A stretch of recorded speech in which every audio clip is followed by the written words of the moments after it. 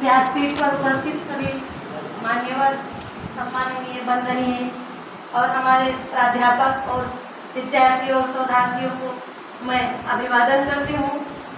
यहाँ पर मुझे बोलने का मौका दिया है, इसके लिए मैं इस विश्वविद्यालय के प्राध्यापक, संस्थापक और पांडे सर का मैं बहुत बहुत धन्यवाद देती हूँ। मैं आप लोगों की तो तुलना नहीं कर सकती क्योंकि आप लोग हमसे बहुत ऊपर हैं। मैं तो एक शोधार्थी हूँ, जो मेरा पहला शोध पत्र है जिसका नाम है समकालीन पारिवारिक सामाजिक मूल्यों का विघटन एवं राजदेव की अमीराई। हमारे शोध पत्र में मैंने समकालीन यानी वर्तमान समाज में जो पारिवारिक मूल्यों का विघटन हो रहा है, सामाजिक मूल्यों का विघटन हो रहा है, उसके ऊपर हमने अपने विचार व्यक्त किए हैं। कहते हैं कि पहले के समय में संयुक्त परिवार रहता था।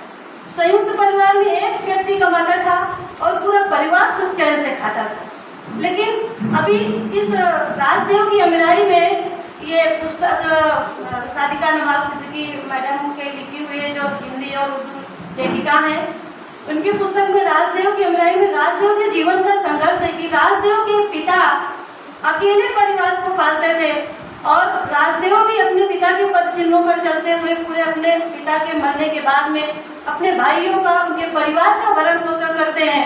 इसमें 4 पीढ़ियों का चरित्र दिया है इस उपन्यास में, जहाँ राजदेव अपने परिवार का भरण पोषण करते हैं, वहीं पर उनके बेटे, उनके पोते उसी परिवार के हैं। लेकिन जो पारिवारिक मूल्यों का आज विघटन हो रहा है, आज की जो युवा पीढ़ी है एकल परिवार में रहना पसंद करती है, संयुक्त परिवार में रहना पसंद नहीं करती। और वजह क्या है? उनकी अपेक्षाएं, उनकी महत्वाकांक्षाएं जो दिन दूनी रात चौगुनी प्रगति कर रही है कि हम कितना कमा लें, कितना नाम कमाएं, कितना ओहदा कमाएं। इसके चक्कर में वो अपने माँ बाप को बेसहारा छोड़ करके आगे बढ़ जाते हैं। यही राजदेव के अमीराई नाटक में, उपन्यास में दिया गया है। और आज के पारिवारिक मूल्यों का विघटन जो इसमें दिखाया गया है वो जयशंकर प्रसाद की कामायनी खंडकाव्य में भी हमने पढ़ा है कि उसमें कनुप्रिया जो उनके खंडकाव्य है उसमें दिया गया है कि जो कृष्ण भगवान गोकुल में राधा के साथ में अपना समय बिताते हैं, अपने परिवार के साथ, अपने नंद बाबा यशोदा मैया के साथ, वही वो उनका जन्मभूमि था।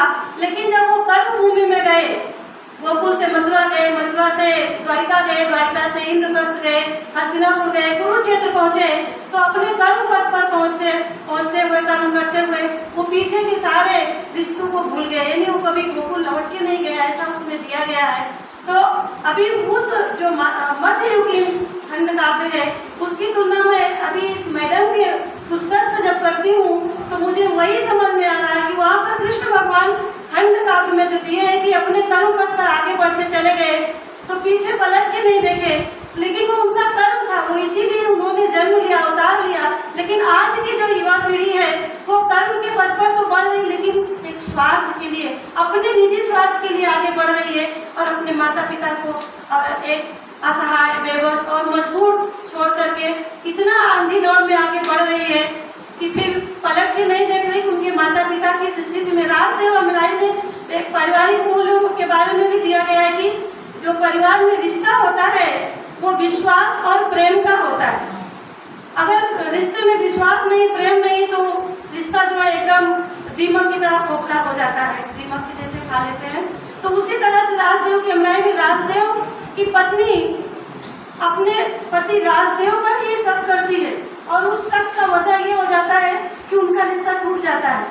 राजदेव पूना में रहते हुए सारा बिजनेस पूरा अपना छोड़ करके अपने यहाँ चिपळूण की ये कहानी है, चिपळूण में परशुराम क्षेत्र की, वहाँ पे अकेला तन्हा जीवन व्यतीत करते हैं, कोई उनके साथ नहीं होता है।